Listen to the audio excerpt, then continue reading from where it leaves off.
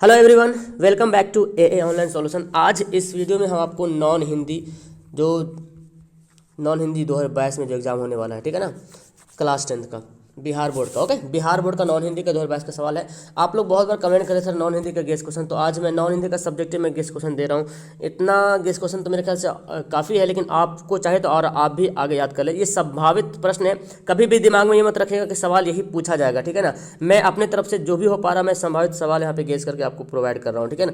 तो मैंने उर्दू भी दिया था, अब नॉन हिंदी में यहाँ पे दे रहा हूँ। ओके, तो मेरे पास लिखने का वक्त नहीं था, तो इसलिए मैंने जो भी क्वेश्चन था उनका मैं शॉर्ट लिया और आपको यहाँ पे प्रोवाइड कर रहा हूँ। सबसे पहला सवाल है, तो मैं यहाँ पे आपको सवाल को समझाऊं कि आप खुद से सवाल समझ लें। क्योंकि कहानी है, कहानी अगर आपने अच्छी तरीके से पढ़ा है तो बहुत अच्छे तरीके से आप इसको हैंडल कर सकते हो और सवाल को समझ सकते हो।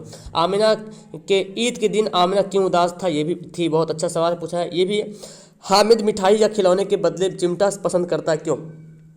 बहुत अच्छा सवाल, इसको भी नोट कर लीजिएगा और स्क्रीनशॉट लीजिएगा, लेकिन कॉपी में लिख लीजिएगा। अगर याद है तो अच्छी बात है, नीचे कमेंट करना मत भूलिएगा कि आपको कितना सवाल याद है। ओके, ये सवाल भी देखिए काफ़ी इंपॉर्टेंट है। हामिद ने चिमटे को किन किन रूपों में उपयोग करने की बात कही है। ओके, चलिए स्क्रीनशॉट ले लेना आप लोग।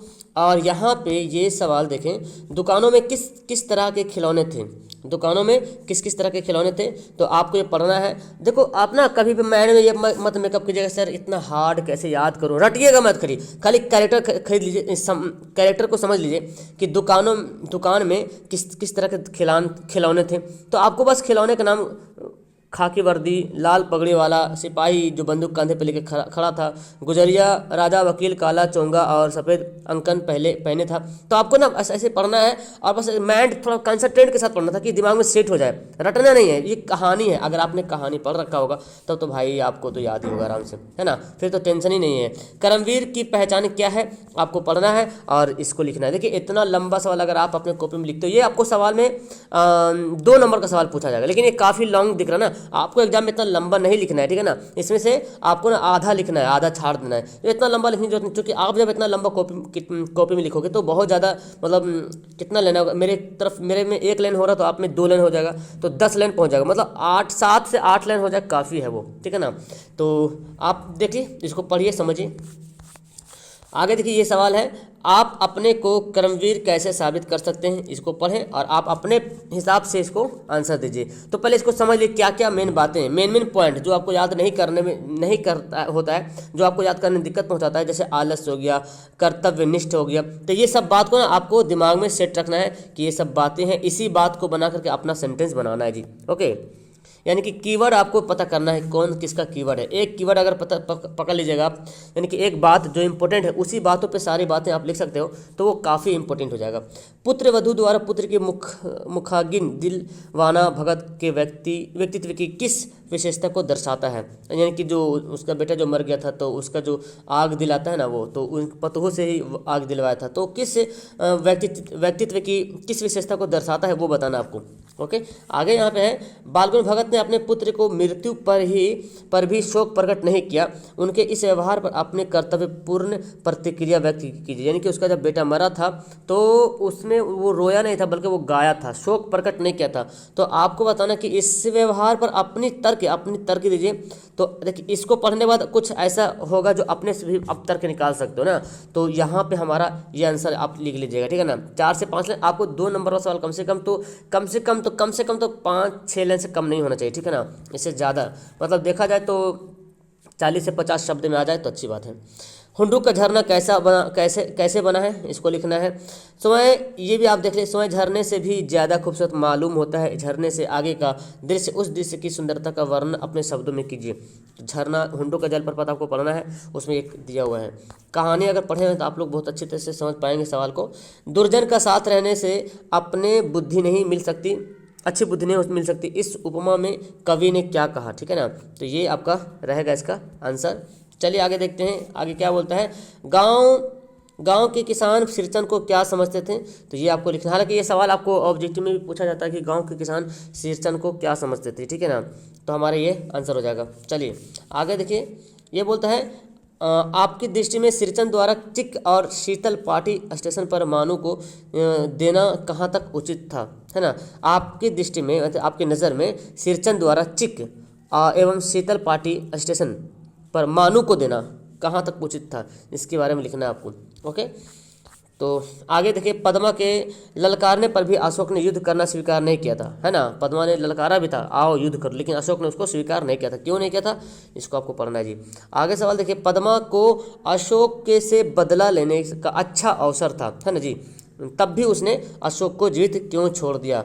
तो ये है तुम्हारा आंसर, इसको नोट डाउन कर लेना, कॉपी में छाप लेना, अच्छी तरीके से छापा हुआ तो अच्छी बात है। ईर्ष्या की बेटी किससे और क्यों कहा जाता है। ऑब्जेक्टिव सवाल बनता है कि ईर्ष्या की बेटी निंदा है, यानी कि निंदा की माँ कौन हो गया, ईर्ष्या हो गया। ईर्ष्या की बेटी निंदा है, मतलब निंदा की माँ ईर्ष्या हो गया। तो बताना है बेटी किसे और क्यों कहा गया, क्यों कहा गया, तो ये आपको पढ़ना है, पढ़ के आपको लिखना है। ईर्ष्या से बचने के लिए क्या उपाय है, तो ये भी सवाल पूछा गया एग्जाम में, सवाल एग्जाम में पूछा गया, तो देख लीजिए बचने के लिए क्या उपाय है। ओके, चले आगे देखते हैं। सगुण भक्तिधारा एवं निर्गुण भक्तिधारा के दो कवियों के नाम लिखें। सवाल बहुत बार पूछा है, 2-3 बार आया सवाल, रिपीट हुआ, ठीक है ना। देख लीजिए, सगुण भक्तिधारा में तुलसीदास और सूरदास आता है, और निर्गुण भक्तिधारा में कबीरदास और रैदास आता है। चलिए आगे देखते हैं। संजू कैसी लड़की थी, उसे किस चीज़ का शौक था, आपको ऐसा लिखना है। तो देखो, इतना अगर लिखो तो मेरे ख्याल से 5-6 लाइन तो पार हो ही जाएगा ना। आपको थोड़ा से हल्का से डिस्टेंस भी बढ़ा लीजिएगा, कहीं कहीं पे वैसा जरूरत पड़ेगा तो। आगे क्या है, पीपल का पेड़ हमारे लिए किस प्रकार उपयोगी है, तो ये आपको पढ़ना है। देखिए, इसमें कुछ भी खास बात नहीं, पीपल के एक बार खाली आपको पढ़ना है। सदैव उपयोगी है, हमेशा उपयोगी है। शीतल छाया जो पीपल का पेड़ होता है वो शीतल यानी कि ठंडी ठंडी छाया प्रदान करती है, ठंडी ठंडी हवाएं उससे निकलती है। पीपल का पेड़ प्राणियों के लिए बहुत प्राण वायु मतलब ऑक्सीजन छोड़ता है, बहुत ज़्यादा ऑक्सीजन निकलता है, क्योंकि पीपल के पत्ते भी क्या होते हैं, बड़े बड़े जो है पीपल के पत्ते होते हैं, तो उससे ऑक्सीजन भी बहुत ज़्यादा निकलता है, हमारे द्वारा छोड़े गए दूषित वायु को भी ग्रहण करता है, तो ये हमारे लिए बहुत ही ज़्यादा उपयोगी है। आगे है, खेमा कसारा के होटल में पर काम क्यों करता था, बहुत वीवीआई सवाल है, तो ये आपको नोट करना है। खेमा द्वारा चप्पल की मांग करने पर कसारा ने क्या जवाब दिया था। ओके, तो कहानी पढ़ेंगे आप, इसको पढ़िए फिलहाल, अगर कहानी नहीं भी पढ़ेंगे तो इसको पढ़िए, बहुत कुछ आप समझ पाओगे। चलिए, खुशबू रचते हाथ कैसी परिस्थितियां में रह रहे हैं। खुशबू रचते हाथ जो कैसी परिस्थितियों में रह रहे हैं, इसके बारे में बताना आपको। खुशबू रचते हाथ से क्या तात्पर्य, इसका मतलब क्या है। देखिए, ये तो आपको मेरे ख्याल से ऑब्जेक्टिव सवाल में पूछा जाएगा, ठीक है ना। ऑब्जेक्टिव सवाल में पूछा जाता है कि अगरबत्तियों बनाने वाले लोग को बोला गया खुशबू रचते हाथ।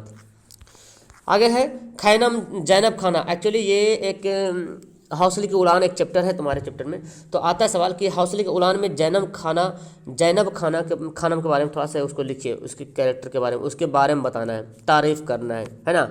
तो आप इतने लिख दीजिए, उसका नाम लीजिएगा, एड्रेस वगैरह हो गया, कितनी साल की थी, जो भी है ना। चलिए आगे है, बूढ़े भारत में भी आई फिर से नई जवानी थी, उपयुक्त पंक्ति में भारत को बूढ़ा क्यों कहा गया। ये सवाल आपको ऑब्जेक्टिव में सवाल मिलता है, और मैंने इस सवाल को इसलिए दे दिया क्योंकि बच्चे से बड़ा कन्फ्यूजन होता है, तो याद कर लीजिएगा। इसका देखिए आंसर ये होगा, भारत की दशा शिथिल और जर्जर हो चुकी थी, है ना। इसका मतलब ये होगा कि भारत की दशा क्या शिथिल हो गई थी और जर्जर हो गई थी। तो बूढ़े भारत में फिर से आई फिर से नई जवानी, इसका अर्थ हुआ कि पहले जो है जर्जर स्थिति हो गई थी ना, अंग्रेज लोग पूरा लूट के लिए चले गए थे ना, जर्जर शिथिल और जर्जर हो चुकी थी, है ना। तो हमारा आंसर यहाँ पे कर लेंगे डी वाला। ये देखो, लक्ष्मीबाई का बचपन किस प्रकार के खेलों में बीता, ये भी सवाल पूछा गया है। हुई वीरता की वैभव के साथ सगाई झांसी में, उपयुक्त पंक्ति में वीरता और वैभव का संकेत किस किस की ओर है। ओके, ये लिख लेना। चलिए आगे देखते हैं, कर्पूरी ठाकुर को कौन कौन कार्य करने में आनंद मिलता था, बहुत अच्छा सवाल है जी, इसको नोट कर लीजिएगा। इसके अलावा और भी आप चाहो तो लिख सकते हो, बातों को बढ़ा करके लिख सकते हो आप, बढ़ाने में तो आप लोग माहिर हैं जी। लेखक को बीमार पड़ने की इच्छा क्यों हुई थी, सवाल पूछा गया है, नोट डाउन कर लीजिएगा इसको। ओके, आपको एक बार सवाल को जरूर जवाब को जरूर पढ़ना है, लेकिन कभी माइंड में ये मत रखिए कि हमको रटना है, रट करके याद करना नहीं, रटना नहीं, बल्कि दिमाग में रखो कि हमको सवाल को समझना है। सुदामा के दीन दशा देखकर श्री कृष्ण किस प्रकार का भाव विहल हो गए। चले, गुरु के यहाँ की किस बात की याद श्री कृष्ण किसने सुदामा को दिलाई, ये भी सवाल इंपॉर्टेंट है, पूछा गया है। आप चाहो तो 3 नंबर सवाल भी देख सकते हो, ऐसे ये सवाल भी काफ़ी मेरे नज़र में इंपॉर्टेंट था। सुदामा को कुछ न देकर उनकी पत्नी को सीधे वैभव संपन्न करने का क्या औचित्य था। ओके, चलिए हमारे यहाँ पे ख़त्म हो चुका है, तो ये थोड़ी देर के लिए जो वीडियो आपके लिए बहुत काफ़ी इंपॉर्टेंट होने वाली है। तो मेरे ख्याल से इसमें सारा सवाल है, मैं फिर से बोल रहा हूँ, कभी भी माइंड में ये मत रखिएगा सर ने जो संभावित प्रश्न दिया एकदम वही छप जाएगा, एकदम वही, एकदम कभी नहीं, ऐसा कभी नहीं सोचना है।